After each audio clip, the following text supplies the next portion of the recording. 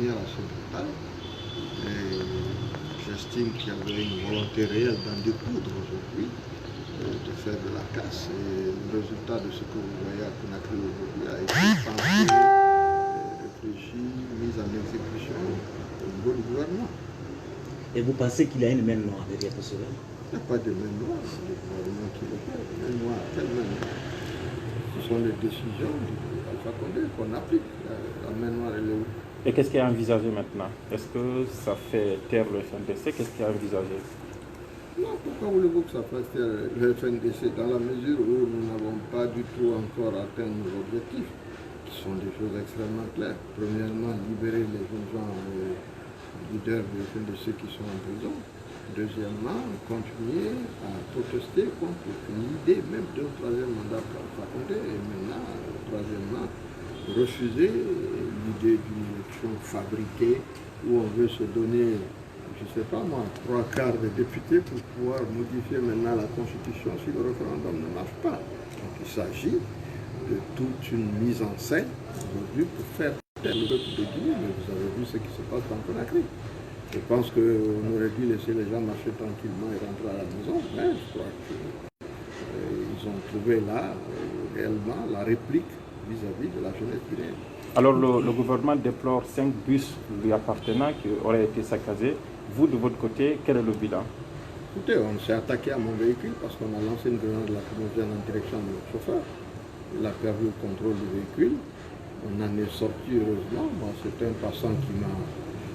une voiture qui m'a embarqué avec 2 de mes cartes de port pour partir, mais non seulement mon véhicule a été plus ou moins saccagé, on a cassé les vitres, détruit tous les pneus, heureusement que les jeunes étaient là, mais le véhicule qui a également transporté mes gardes de port, de la pick-up, a été complètement saccagé. Donc on s'est attaqué à tout le monde, mais mon cortège a été particulièrement visé. Et ça répond à une nouvelle mission du nouveau ministre de la Sécurité, qui est chargé d'agresser Sidya Touré parce que peut-être l'autre n'avait pas bien réussi. C'est très bien. Et quelle réponse Il vient de le dire. Quelle réponse? Il vient de le dire. Justement, vous avez été agressé physiquement. En plus de cela, bon. Pas physiquement. Ma voiture, pas moi. Je n'étais plus dans le véhicule. D'accord. Et aujourd'hui, est-ce que vous envisagez de porter plainte? Vous voulez que je porte plainte pourquoi? Parce qu'on a détruit mes véhicules. Ceux qui ne sont pas capables de répondre à des plaintes concernant les assassinats des Guinéens, vous croyez que la plainte concernant la destruction de 2 véhicules, ça peut porter?